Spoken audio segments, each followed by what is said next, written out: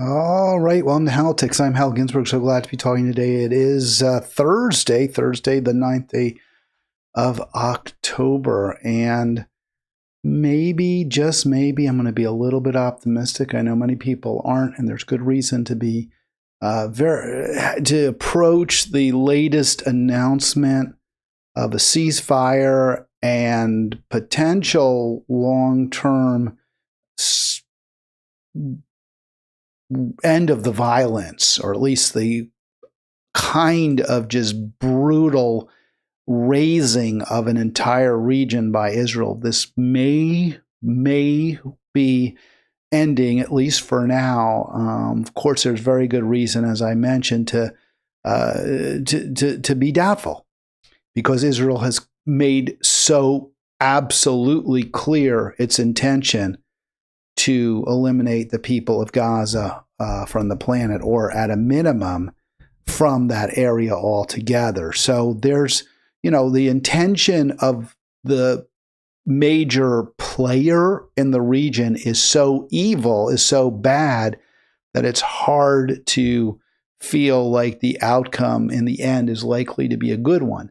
That said, Israel doesn't control its own destiny, if you will. Israel does have to, in the end, comply with the insistence, the demands of the United States, and specifically the President of the United States. At this point, at this time, it does appear that the President has signaled that there has to be an end, at least to the overt genocidal activities by Israel in Gaza. So you see the folks there in the thumbnail celebrating, and I write brief respite or road to peace, or maybe something in between.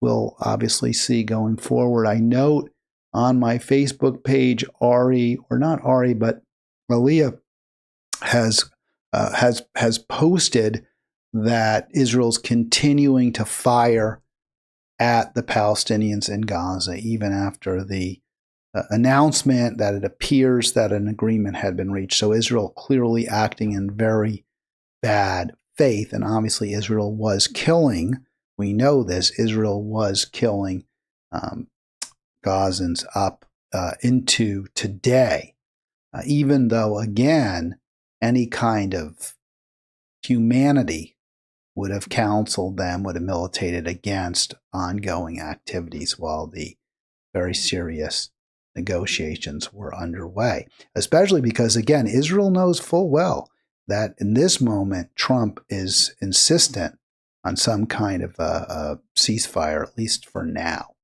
But through yesterday, we had a total count of 67,000, or through today, 67,194 Palestinians killed in the war, and that was 11. That includes 11 more yesterday. So, and through today, 11 additional. So not the numbers we've been seeing, but still very, very, very upsetting.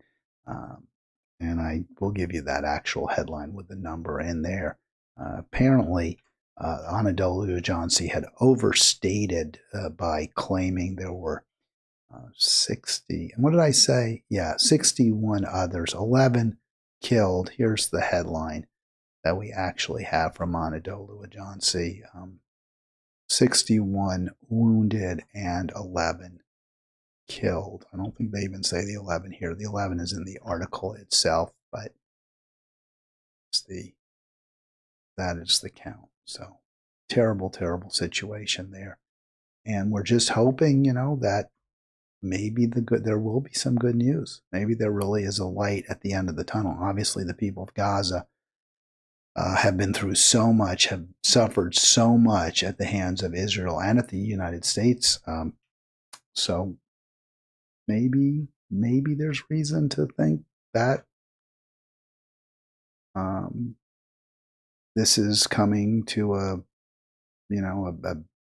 some kind of an end. Not a good end, obviously, but it could be, I guess, as they say, it could even be worse. I give you my count. What did I have? Say 10. I thought I had 11, somewhere in the 10 or 11 fatality region from yesterday into today. So, yeah, I think it's actually 11. So we try to be accurate here. At Halitics, Trump himself, 13,590 Gazans since March 18th, when the Trump brokered, the Witkoff brokered ceasefire ended as a result of Israel's decision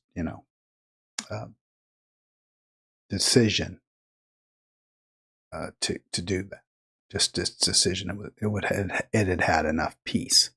On March 18th, 2 months, a little less than 2 months of no killing, or much, much, much less killing in Gaza was long enough for Israel. We'll see if this holds. Hopefully it will. The only way it will hold is if the Trump administration maintains continuous pressure on Israel and doesn't give any rope to Netanyahu. If he does get out of line, there has to be an immediate response, cut off of aid, and a threat, a credible threat, to refer him to the World Court for Genocide.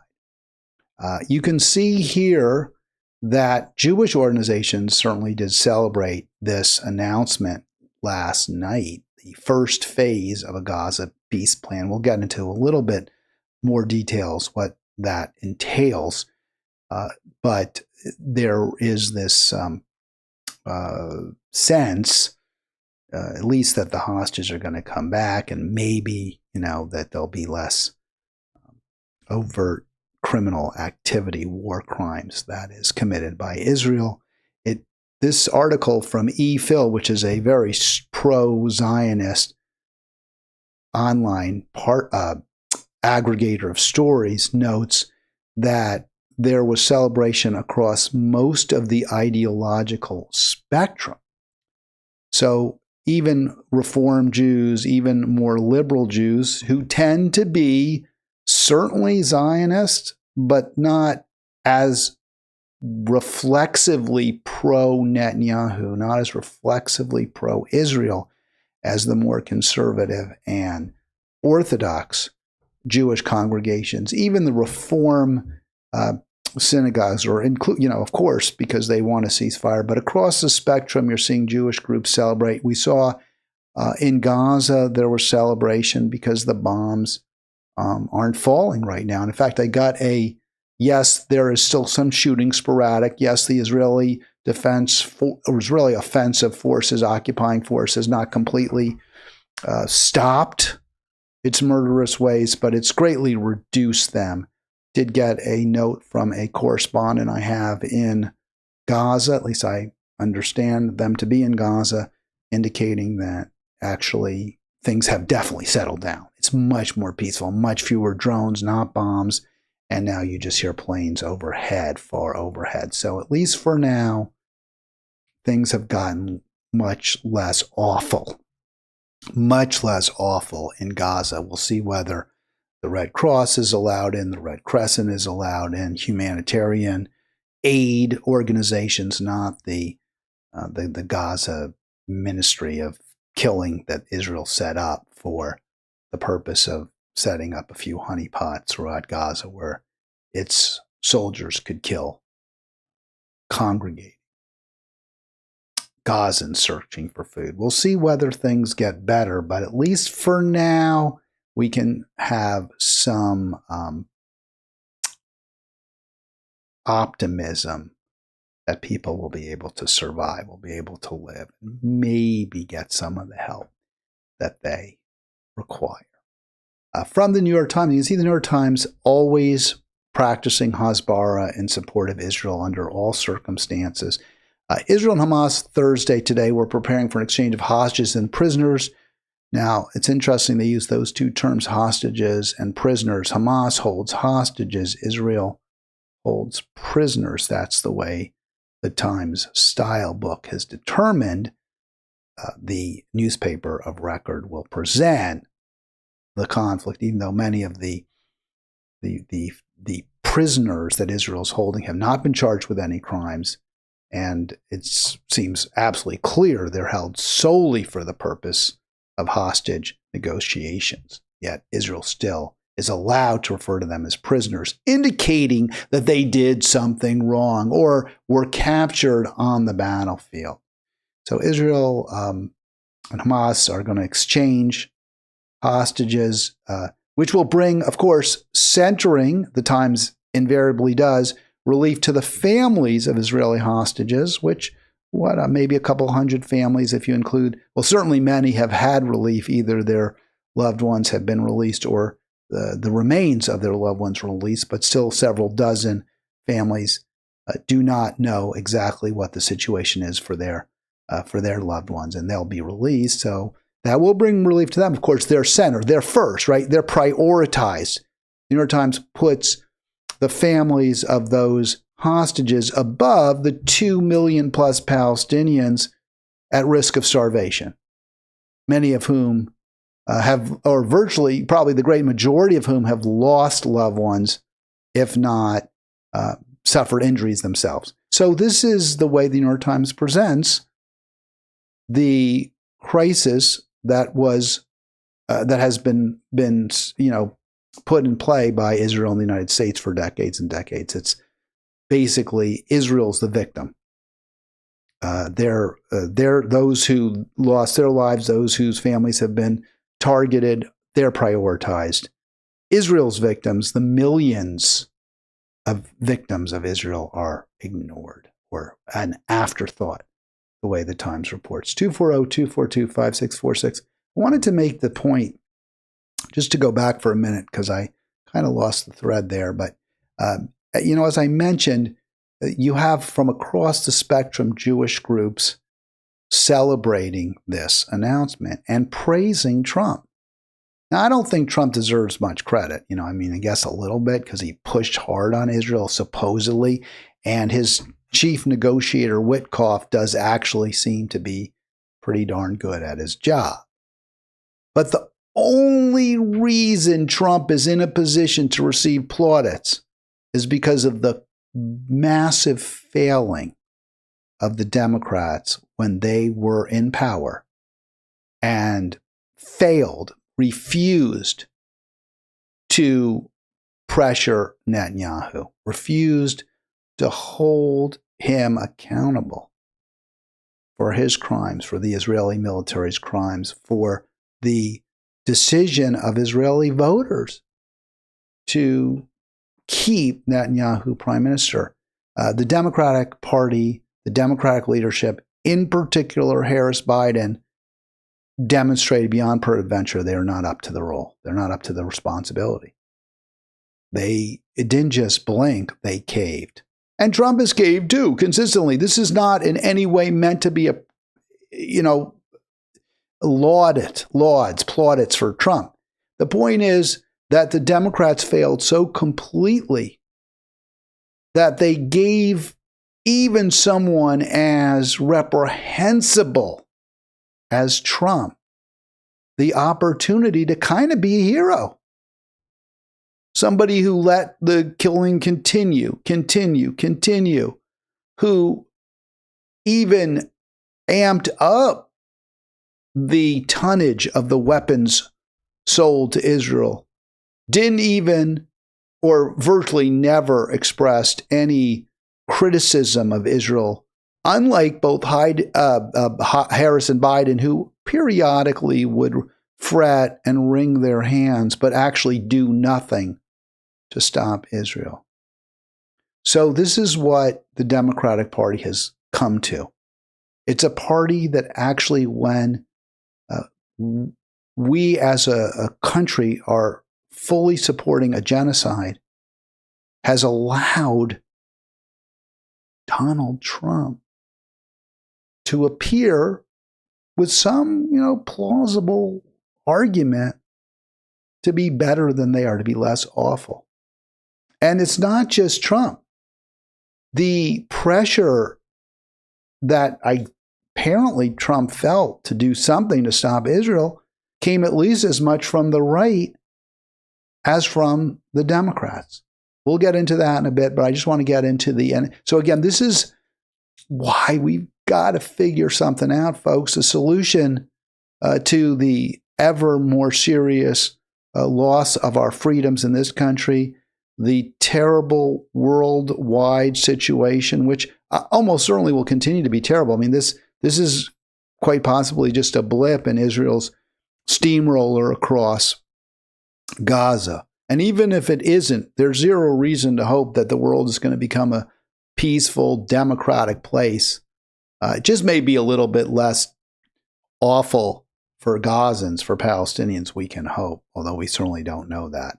So we've got to come up with something different than both Trump and obviously the Democrats. The answer I keep providing is the Greens. If you don't agree with that answer, what is your answer? 240-242-5646. Would love to hear from you. Don't forget, click like, click subscribe. Would love to see more and more people checking out our videos here and getting into the conversation. You can also, of course, be part of a 24/7 conversation at Halitics on Facebook. So those are ways to show support. We do hope you'll engage as well by commenting on the videos that we post at YouTube. You can do it as well as on Facebook as well. So lots of opportunities for you to share your views. I'll always address them too. We don't just ignore comments here. We respond directly to them. The best way, though, to guarantee that I respond to your concerns or that you voice your concerns is to call, right? Is to call, to actually call the program and say it. 240-242-5646. Little more from the New York Times. Just want to get some more of the details. Not Netanyahu convening the cabinet right now, or probably it already happened. I assume this has already happened, to sign off on the agreement. The government spokesman said now Hamas will have 72 hours after the ceasefire in Gaza goes into full effect, which should be by this time tomorrow. Then they will have 3 days to return all the hostages. I hope they can do it. I presume that they're able to do that, because if they don't, if they're 72 hours and 15 minutes, that would be a green light or a red. What do they wave in front of the bull? Is it a red flag? A red flag in front of a bull to start bombing again. Israel's just itching almost certainly to kill more Palestinians. 240-242-5646. The agreement was not finalized. There are many, many elements to it that have yet to be ironed out. What has been agreed to so far is Israel's going to withdraw from some parts of Gaza, but will still remain in control of over half the territory, and it will, it is already in the process of apparently withdrawing. Hopefully there's going to be some, again, peacekeeping forces and an ability to ensure that necessary supplies are provided to the beset people of Gaza. And in return for all the surviving hostages and bodies of the deceased, the agreement calls for Israel to release hundreds of Palestinian, and again, prisoners, right? If they're Israelis, they're hostages. Just signifying, the barbarity of Hamas and the Palestinians. If they're Palestinians, oh no, they're prisoners. They did something wrong, and we're just, keeping them for safekeeping. 240-242-5646. That's how the New York Times, they're a little more subtle in their propaganda than, say, Fox. But in the end, they're just as much on the side of the war makers, just as much on the side of the corporations, or almost as much. They're for sort of a more gentle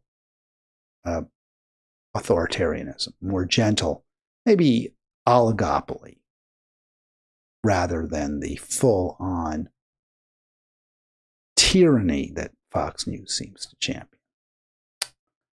Now, the Times does, I think, state this correctly. As far as I can tell, it seems correct to me, pointing out that Hamas is taking a big risk here.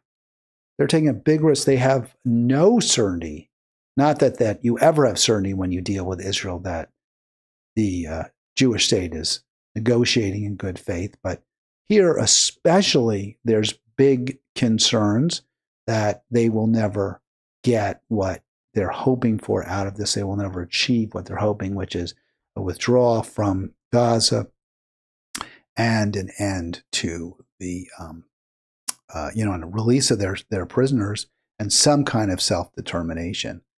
There's certainly no reason to believe Israel's going to agree to that.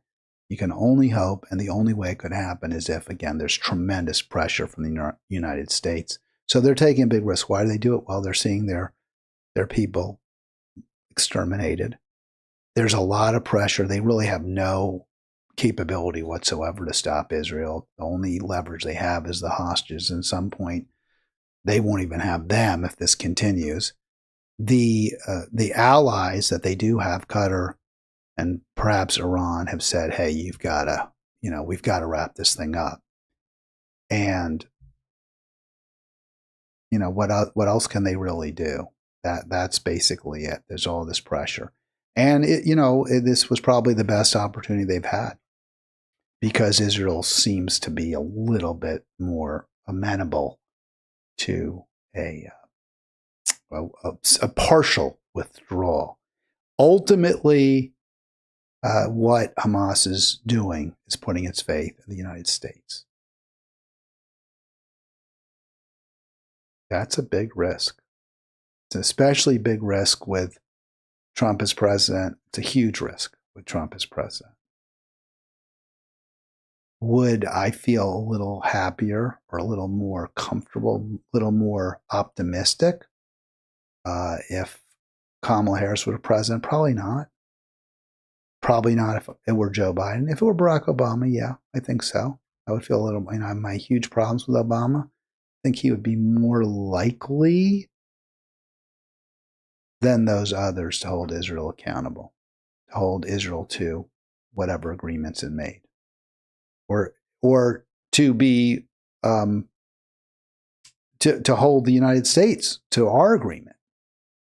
If part of the negotiations with Witkoff were assurances by Witkoff to Hamas that the United States will not support continuing Israeli military incursions into Gaza and in more pogroms, more land seizures, if that's what Witkoff told Israel, I would have more confidence that would happen if Obama were president than I do with Trump as president, for sure. I mean, as bad as W was, a terrible president, a president who countenanced torture, who made excuses for torture, who authorized torture. I think if there's clear and transparent negotiating where the United States says to Hamas, we're going to keep Israel at least somewhat in check, I would have more faith that W. Bush or Obama would do that than Trump. 240-242-5646, 240-242-5646. Why did this happen now? What could have caused a somewhat of a sea change in the Trump policy, which had been, pretty much hands off. Israel, you do whatever the heck you like. We don't care. You're welcome to, anything. Do whatever you like. What could have caused that? And I do think I'm going to play this clip here from Breaking Points, actually, but it's not Crystal and Sagar. It's Ryan and Emily Jashinsky. Emily Jashinsky is interesting. She's actually pretty far to the right. She's much more right than, say, Sagar, who's kind of a libertarian. He's the primary co-host on the right, who usually does the program with Crystal Ball. But there are a lot. But the second team is Ryan from The Intercept, formerly of The Intercept, and Emily Jashinsky. And she's far to the right. And you can see she's not real happy to report this. But I do think that Charlie Kirk's evolution away from Israel which only became apparent to me after he was killed, and which, by the way, makes the killing even more tragic because he was in a position, it seems, to start to rein in some of the worst excesses of the Trump administration. That it occurred, that he was evolving away from just pure support for Israel. And I think this may well have had an impact because Trump saw his base, he saw his younger supporters were not only not necessarily jumping on board the ship that said Kirk was assassinated by the left, that the violence came from the left, although that's been the meme, but that Kirk, and I don't believe, by the way, there's no evidence. Let me just be real clear. I haven't seen any evidence that Israel was involved in the assassination of Charlie Kirk. Absent that, I'm not going to say that it was. But the internet, the ferment is, was Israel involved? Israel had reason to kill Kirk. Kirk's death was convenient for Netanyahu, wasn't it? That kind of chatter will put fear in the most ardent pro-Israel supporters. And Trump, perhaps seeing this, wanted to scotch a nascent anti-Israel, if not pro-Palestine sentiment from growing too strong on the right. So this may well have been part of it. I believe that. Here, let's play the clip. And released by Candace Owens.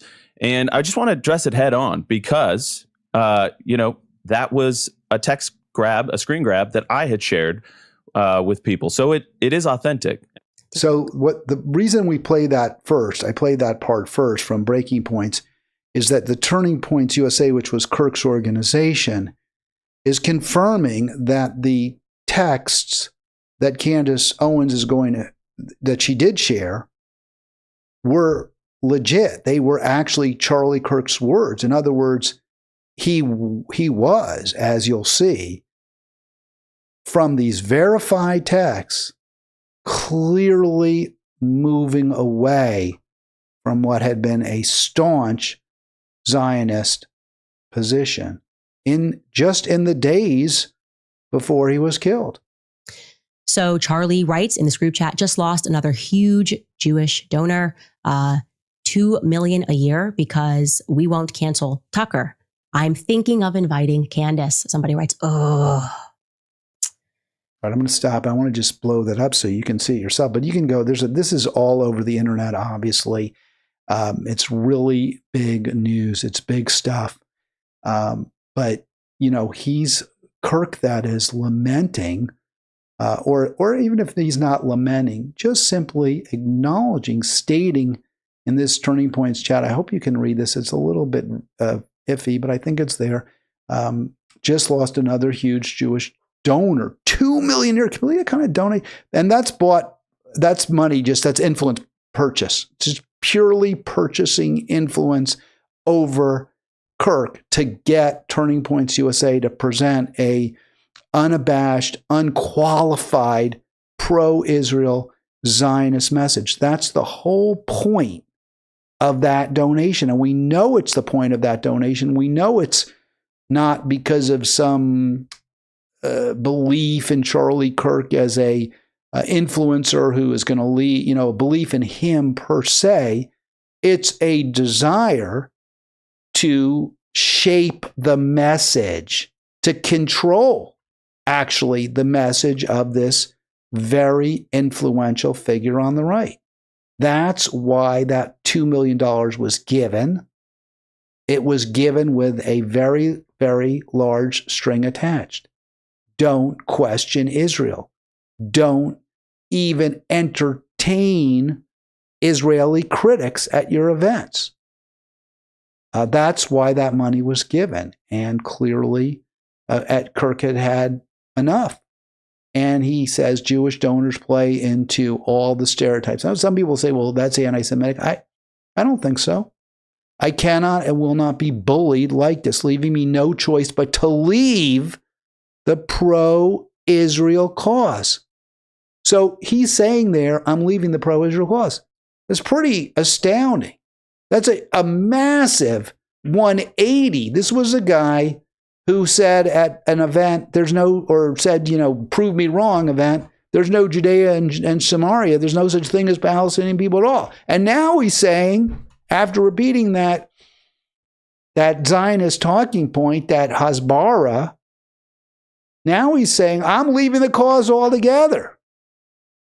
Now, some think that's some kind of circumstantial evidence that Israel was involved. No, it's not circumstantial evidence. It's not evidence that Israel's involved. It's evidence that Kirk was no longer going to promote Israeli interests, or certainly not to the degree he had previously done so.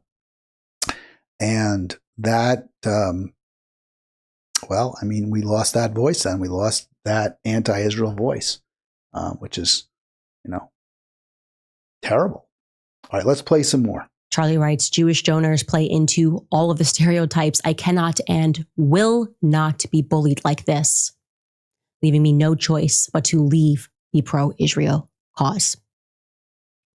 And somebody writes, a donor writes, please do not invite Candace. That might feel good short term, but it's not good long term. In my opinion, like all groups, you're going to get a wide variety of opinions. That nasty free will thing that God bestowed on us makes life frustrating at times after the dust settles a bit, maybe. So again, this is 48 hours before Charlie Kirk was assassinated. He was very clear and he was very explicit. So the Candace part came first. And so we'll get the rest of it there. I want to get it on. I want to just, we have got to figure out a way to break from Israel. And I have said this over and over. I will welcome anybody as an ally in that cause. Now, I will not be an ally in any other cause that they promote.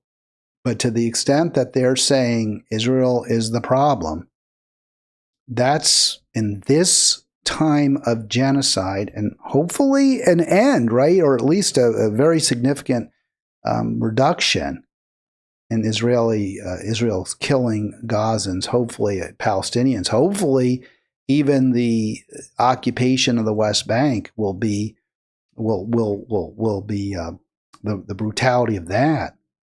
It's just so hard to expect anything from Israel at this point, except more horrible, horrible things.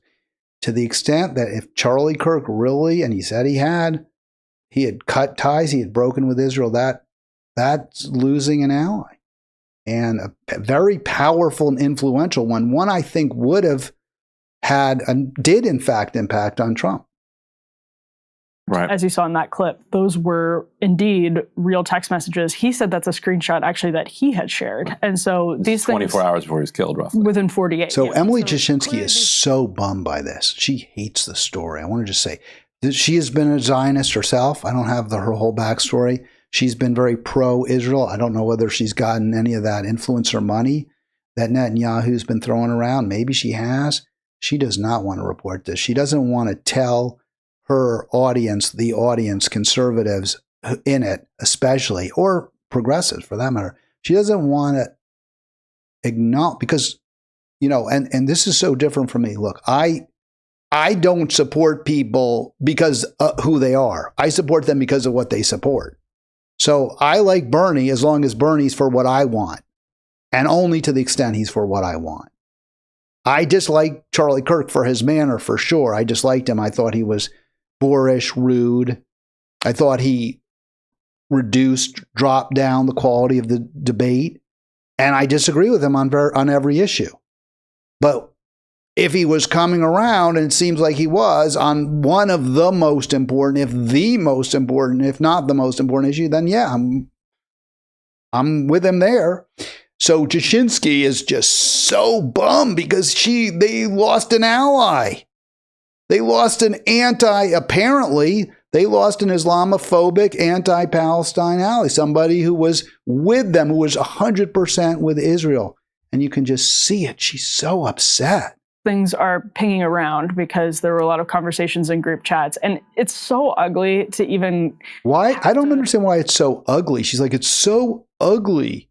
Why is it ugly? Those are his words. Turning Point USA just said, just said, hey, this guy, he really was against Israel. He really turned against Israel. And look who he's going to invite.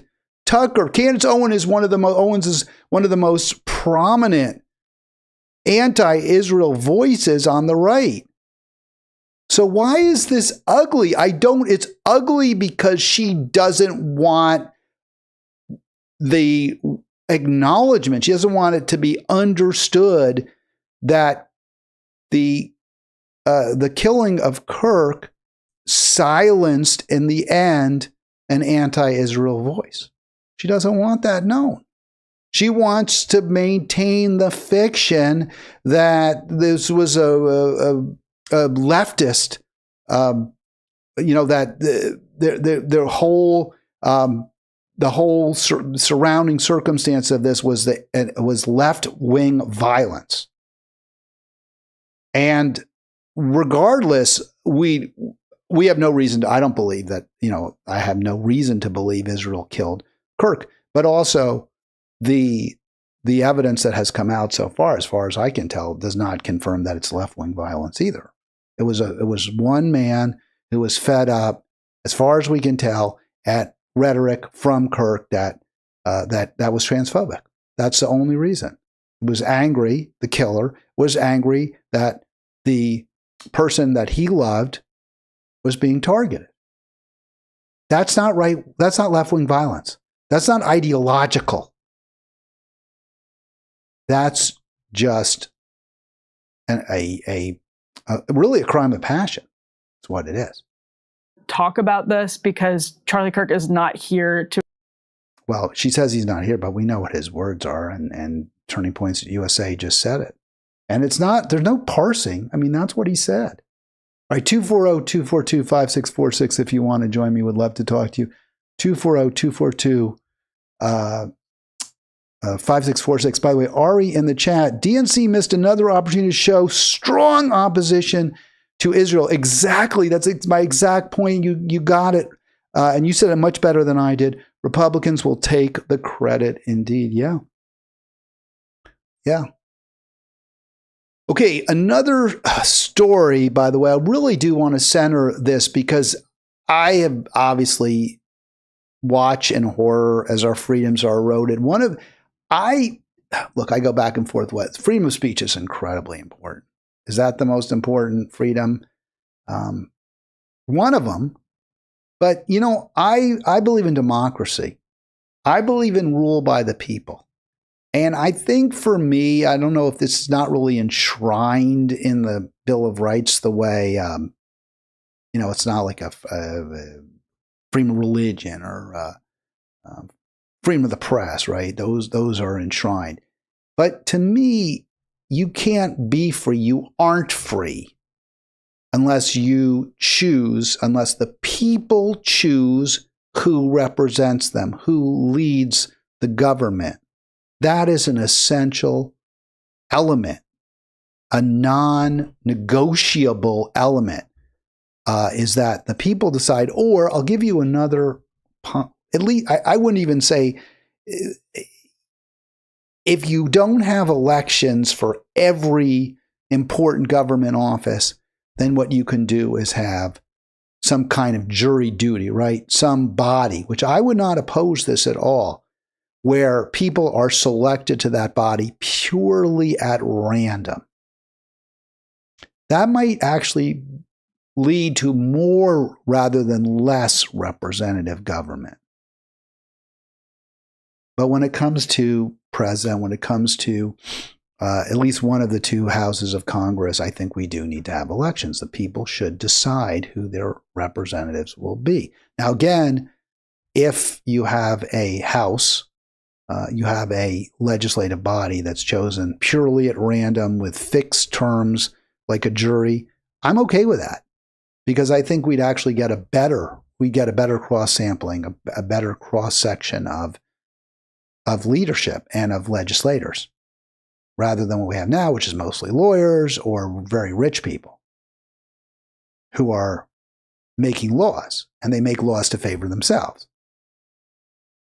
But again, if you had some type of a selection process, like names out of a ping pong, on ping pong balls or something, maybe that would, I think that would lead to a government that actually was more concerned about poor Australian working people than ours, which it has no concerns for them at all. regardless, the worst possible eventuality is when you have those currently in power deciding who will succeed them, deciding who will get to even be part of their little club. And that is what we're seeing right now with, and you see Ro Khanna there. He's actually not part of this story. I guess I should have actually started it forward a little bit. But you right now have a situation. Oh, and we've got Ari calling in. So let me get him on. I'm glad I saw that. Ari, I'll be with you in just one sec. Just give me one moment and I'll get you on the phone. But just to reiterate, the concern here is that Speaker Mike Johnson, the Republican, is preventing a duly elected Adelita Grijalva from Tucson. He's preventing her from taking her seat. That's really scary. That's really scary, where the current legislators are saying, you're not going to vote the way we want, the way I want. You don't get to vote at all. Hey, Ari, how you doing? I'm doing okay. I'm celebrating. I'm keeping my fingers crossed, too. Yeah, so you are celebrating. Let's get that image from the New York Times. It's a nice image up there. Yeah. Go ahead. Tell us your reaction. Yeah, I was gonna say, actually, what you were saying about my note, we were thinking the same thing when I was writing it, because you said it just as much. This was an opportunity for the DNC, the Democrats, whatever you want to refer to them. I guess I usually say DNC because I've become more anti-DNC over the years, and anti the other party. Anyway, so this is an opportunity, like what you were saying earlier. It doesn't matter who you are, but if you are, I think the way you said it was, if I'm looking at your topics, whether you're Bernie Sanders, whether you are Senator Green, whatever her full name was now, forget the Republican, all these people. So this is an opportunity, left and right, whether they're extreme left, extreme right, to come to a moderate unification of sorts that says, we want the same things. This whole argument that we're having is going to split the country apart. Others are predicting even a terrible civil war. I hope that's never going to happen, but so this is the opportunity for the nation to come together, just like what happened to Kirk. The way he flipped around. Look at Green, Senator Green, I think. Forget her. I think you're referring to Marjorie Taylor Greene from Georgia. Marjorie Taylor Greene. How are these people turning? They're not flipping completely, but they're almost looking like they're flipping on Israel. At least this is a common cause. This is a common ground. And I don't know what you think. I'm not very politically savvy, and I wish this is what I want to know what you think. Like, how can these parties that disagree so much look at it from this standpoint and say, we got to come together or we are doomed. We're going to have the fastest country. We have the fastest government. We're going to be splitting apart. This is an opportune moment just based on what's happening in Gaza, what's happening in Palestine.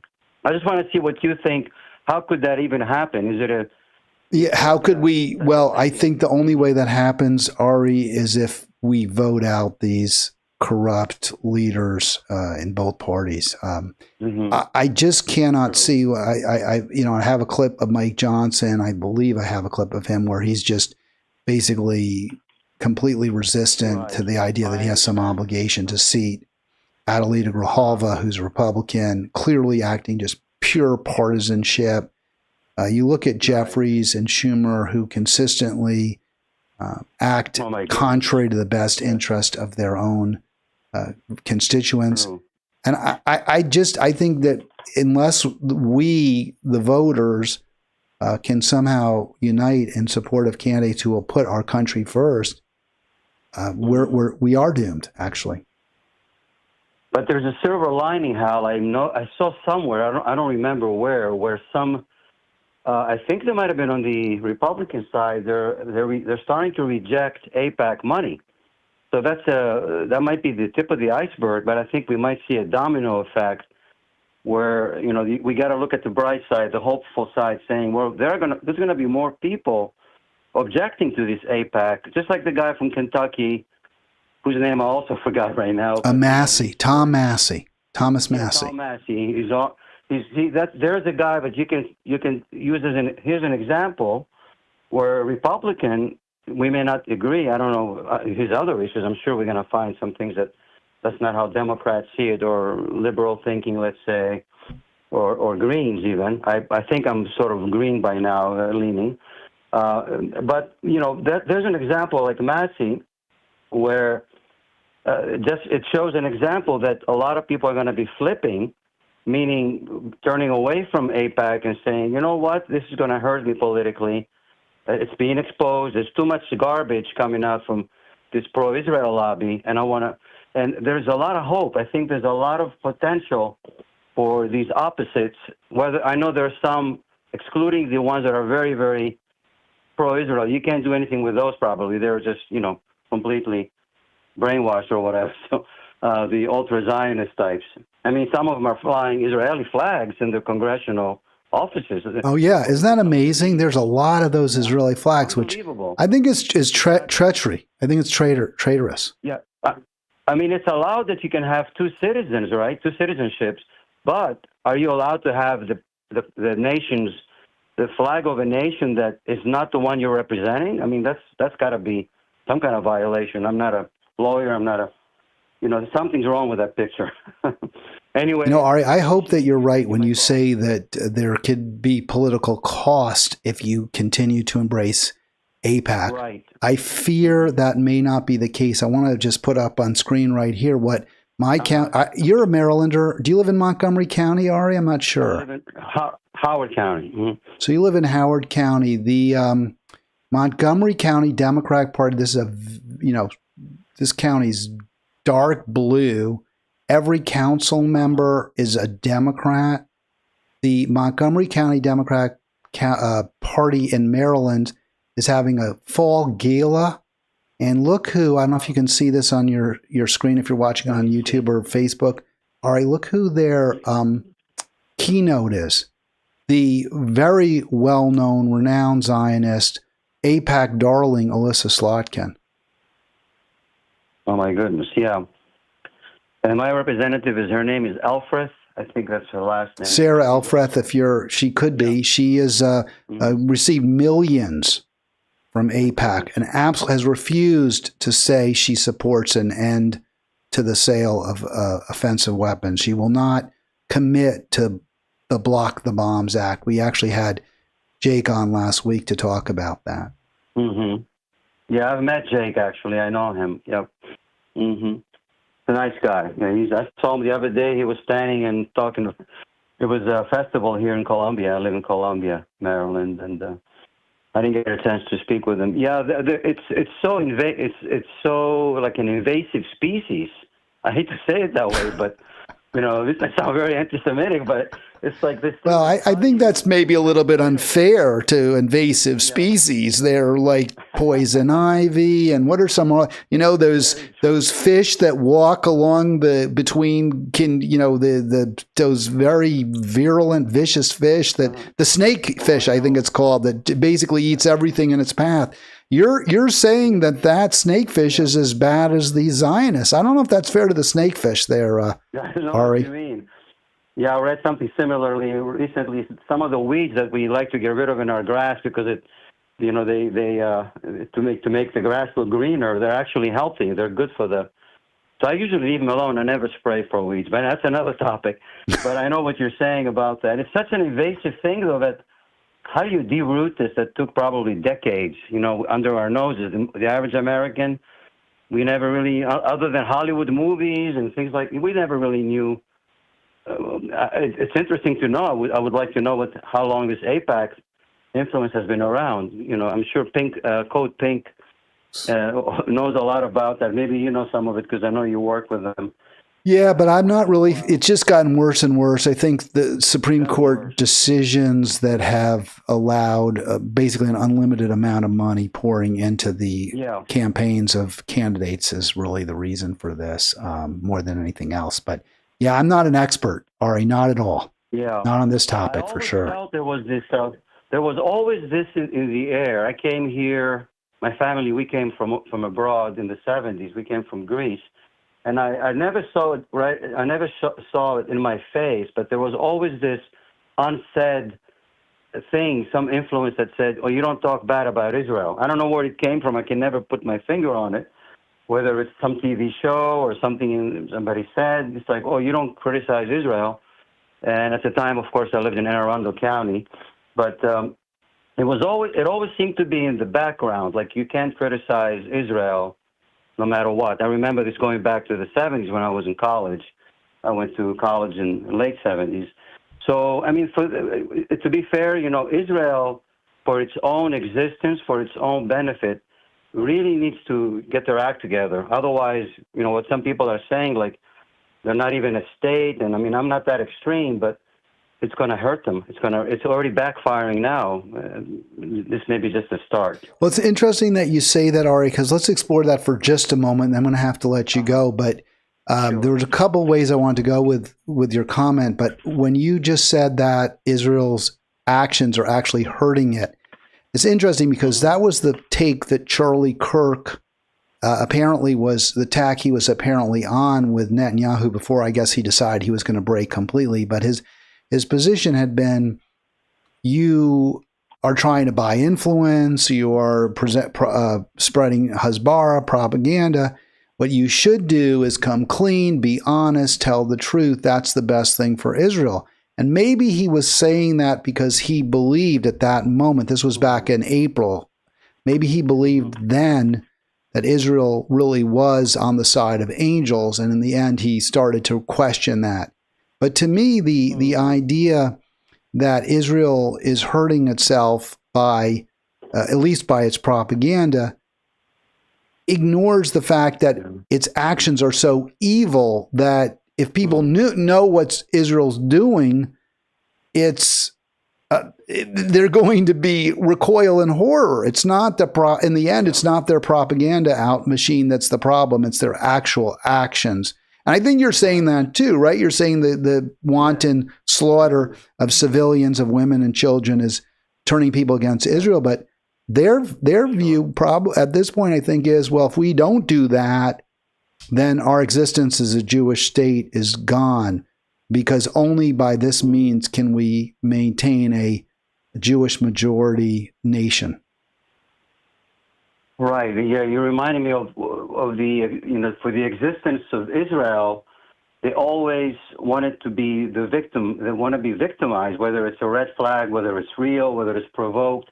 And, you know, that's why U.S. has to support us. You see, we're always being attacked. There's always this Hamas or Hezbollah or this, you know, someone is after us. So based on that thinking, on this defensive mode, I think it's going the other way now. Now they're becoming so defensive. So offensive, sorry. Yeah. Like some people call the IDF, the IOF, you know, the Israeli offensive force. I like that. Or Israeli occupying force is what Jen Perlman refers to them. I thought it was okay. Oh, I misunderstood. I thought it was Israeli offensive. I think both. Right. Honestly, or I think it's both used both ways, right? I think some people say IOF, and I've said it, Israeli offensive force as opposed to defensive, but also Israeli occupying force. Right, but back to the Kirk thing you mentioned, I think they're becoming so extremist. I mean, they were always extreme, but they've gone like ultra extremes. Like, I'm going to do this, and I don't care if you see it. It's obvious. It's in the social media. So I'm going to. They're not even trying to hide it. It's no longer subtle. That's what's hurting Israel, I think. And I mean, the people there, I feel sorry that they're so. I hate to say it, but they're brainwashed. I mean, they're so brainwashed.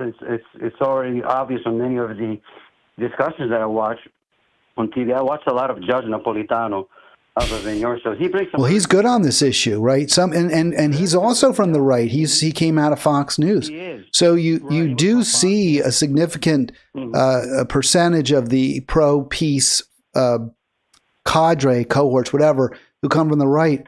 And Ari, that's also very problematic because the right is wrong on so many issues, but the Democrats have given them this wide open lane.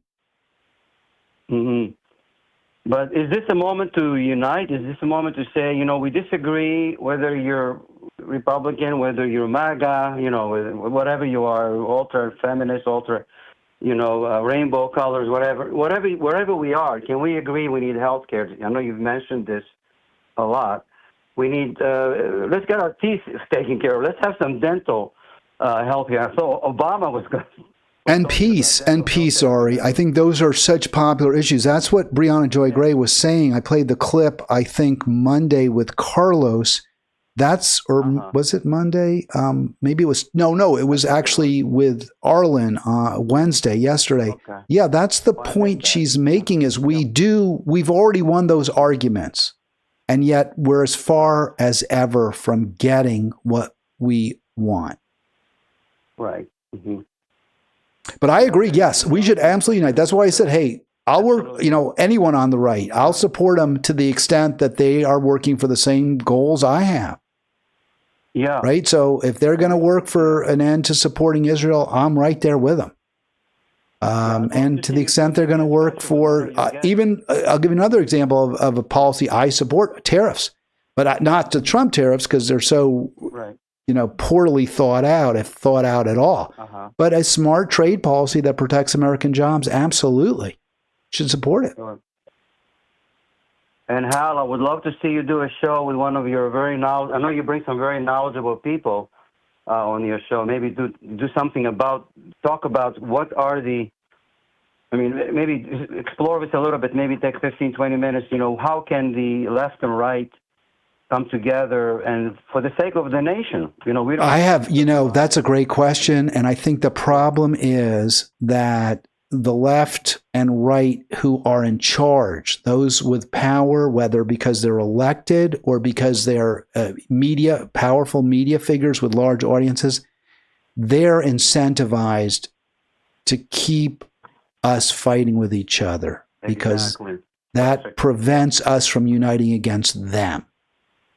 Absolutely. It's an uphill battle, Hal, but you're doing an awesome job, and I appreciate it. I wanted to call today because it's a good day. That's awesome, man. I'm glad you're feeling good about this. I am too, and I have a question for you before you go. Can you answer your question to me about how to unite, if not left and right politicians, but left and right people?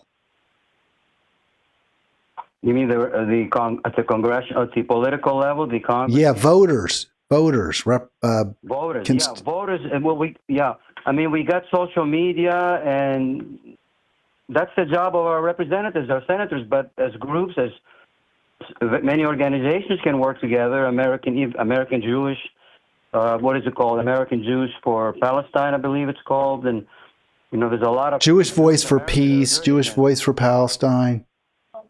I think they're really, really a very important lever in this formula. If we can get the Jewish Americans, along with the Palestinians, Americans or Arab Americans, Muslim Americans, groups like CAIR, maybe you've heard of CARE for Muslim organizations, a lot of them, there's so many of them, working together and say, hey, Jewish Americans, how do you, like you, and I know you see it from your perspective, as a Jewish American, what made you?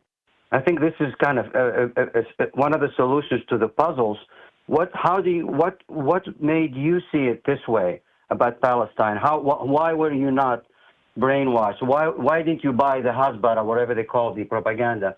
Why are you were brought up, I'm sure, going to the synagogue, or maybe you were a moderate Jew. I know there's different levels of Jewish religiousness, but what you are a key to showing other Jews in America, maybe beyond Europe even, that I see it this way because it's about humanity, it's about brotherhood, and this preoccupation and division is destroying us now.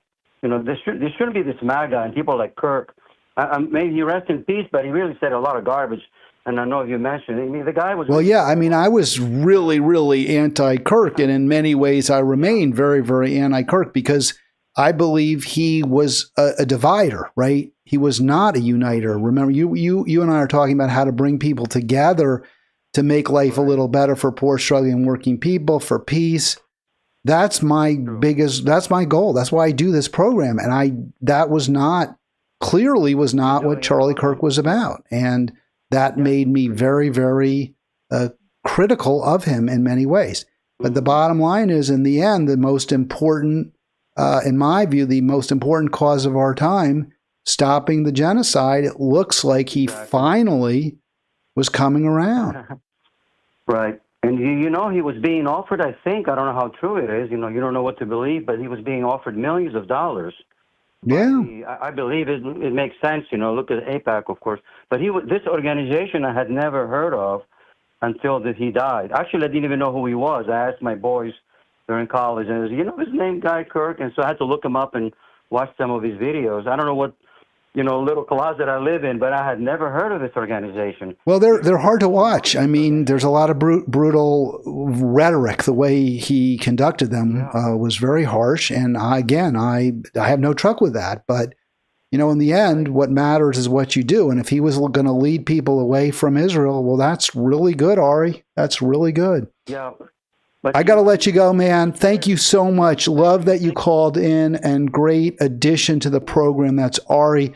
I just wanted to put this quote up from a Georgia populist in the 1890s and early 1900s, Thomas Watson, who started his career trying to put together an interracial movement of small farmers and sharecroppers to demand better conditions, better prices for farmers. And he said this: you are kept apart, that you may be separately fleeced of your earnings. You are made to hate each other, because upon that hatred is rested the keystone of the arch of financial despotism, which enslaves you both. You are deceived and blinded that you may not see how this race antagonism perpetuates a monetary system which beggars both. And I think he meant a monetary system where it was gold standard, and it led to tremendous, there was not inflation, right? That prices remained very, very low because there was, as long as America remained on the gold standard, there wasn't a lot of money in circulation, which meant prices were low and farmers were barely able to survive. So he said, hey, we got to stop that. We're fighting among each other, and, you know, white Democrats, white Southerners are just voting for the Democrats of the planter class, which is perfectly happy with this because they also own the banks. They can get cheap money. You can't. All sorts of factors involved. But he was a 19th century populist. And ultimately, he was defeated. The forces of big money, of Wall Street, the factors, the cotton factors, they were able to defeat Watson's populist movement, and he became, tragically, in my view, a race baiter and a racist. But that was not how he began. And we have to somehow cut through that. We have to figure out, he was a demagogue. We have to figure out how to build an enduring alliance of poor, struggling, working, pro-peace Americans. I believe we can do it. I believe that that's where most people are.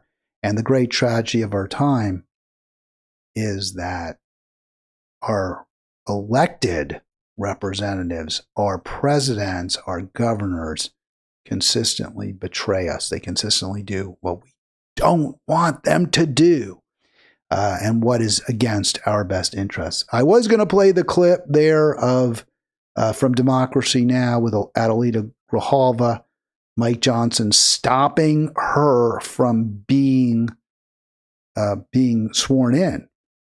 And he's doing that just to keep her vote away from having an impact. It's incredibly anti-democratic with a D.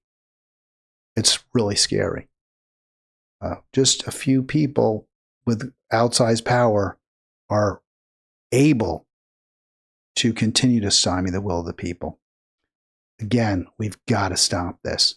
I'll be back tomorrow for the free-for-all. We'll play the Grijalva clip then from Democracy Now! Again, Ari, thank you so much for being part of Halitics, and thank you all